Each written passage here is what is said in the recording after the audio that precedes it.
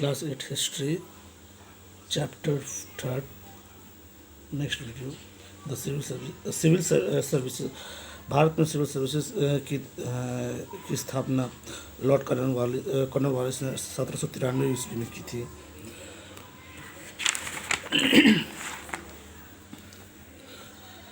जैसा कि हम देख चुके हैं इसमें कि 1793 में लॉर्ड कॉर्नवालिस ने सिविल सेवा की स्थापना भारत में की थी। Also introduce the strict regulation for the officers. उसने एक बहुत ही सख्त कानून बनाया था इसके लिए।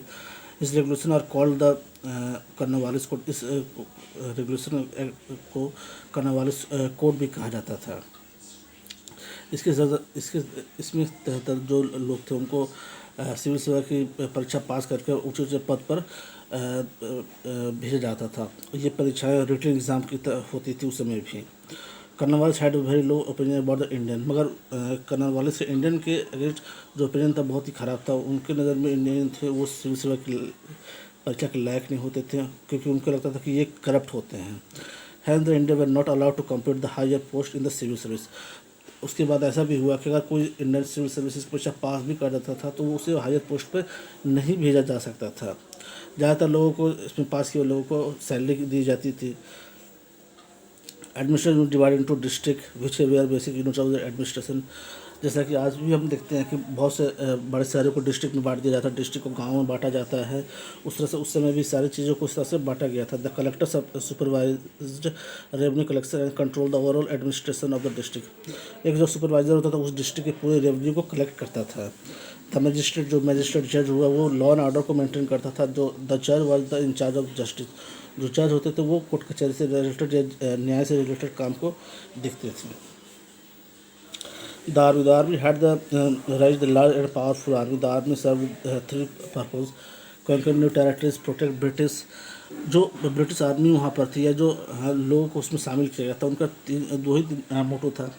एक था नई जगहों को हथिया लेना, दूसरा था ब्रिटिश राज को और आगे तक लेके जाना था।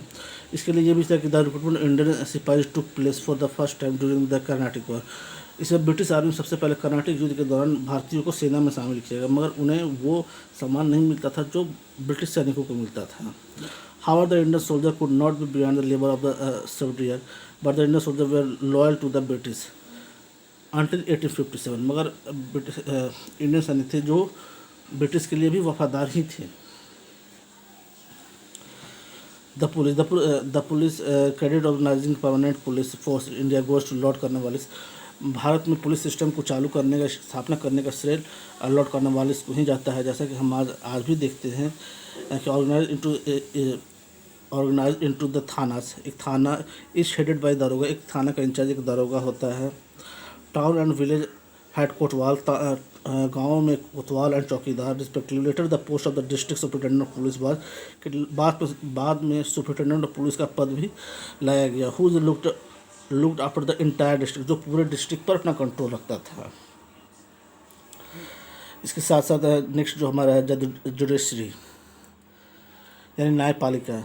There was no uniform code of the law in India until the arrival of the British. The Indian used to follow law based on the local custom and the tradition. For some time the English did not interfere with the existing system and decided the English law would be applicable only the Europeans.